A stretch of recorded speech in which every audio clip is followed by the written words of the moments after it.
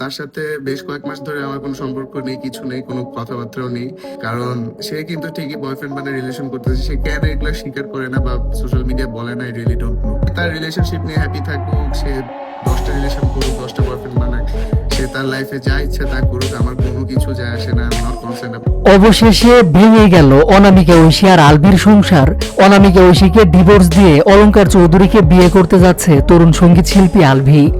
প্রিয় ভিউয়ার্স, সম্পূর্ণ ভিডিও দেখে আপনার মতামতটি জানান। আচ্ছা, আমি আমি না মেহেদি দিতে পারি না, তো তুমি আমাকে মেহেদি দিয়ে দিবা? তুমি মেহেদি পছন্দ করো?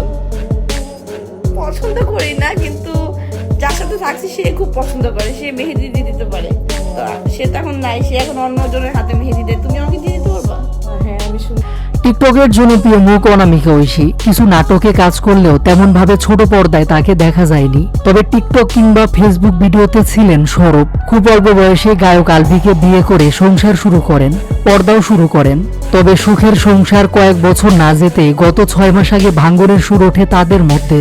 এরপর আলাদা থাকা শুরু করলেও কিছুদিন পর আবার একসঙ্গে হন তারা।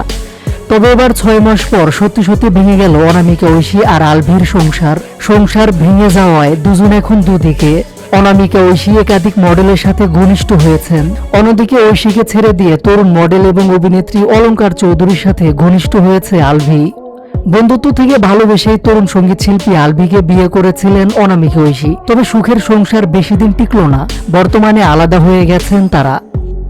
এদিকে সংসার ভেঙে যাওয়ায় একে অপরকে দোষারোপ করছে তারা। সম্প্রতি একটি ভিডিওতে আলভি সরাসরি বলে দিয়েছেন অনামিকা ঐশীর সাথে তার এখন আর কোনো সম্পর্ক নেই। ঐশী এখন যা মন চায় তাই করবে, সেটা তার ব্যক্তিগত বিষয়। 10টা প্রেম করবে নাকি 20টা প্রেম করবে, যা ইচ্ছা তাই করবে, সেটা তার ব্যক্তিগত বিষয়। তার সাথে আমার কোনো সম্পর্ক নেই।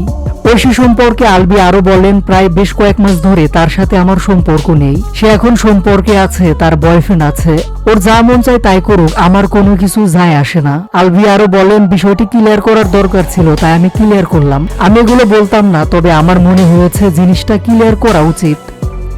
এদিকে আলভির এমন কথা শুনে অনামিকা ঐশীও চুপ থাকেনি। আলভি আর অলঙ্কার চৌধুরীর একটি সুন্দর মুহূর্তের ভিডিওকে ইঙ্গিত করে আলভিকে ধুয়ে দিয়েছে ঐশী, যে ভিডিওতে দেখা যায় অলঙ্কার চৌধুরীর হাতে মেহেদি দিয়ে দিচ্ছে আলভি। মূলত অনামিকা ঐশীর সাথে সম্পর্ক শেষ করে অলঙ্কার চৌধুরীর সাথে ঘনিষ্ঠ হয়েছে আলভি। শোনা যাচ্ছে অলঙ্কার চৌধুরীকে বিয়ে করবে আলভি।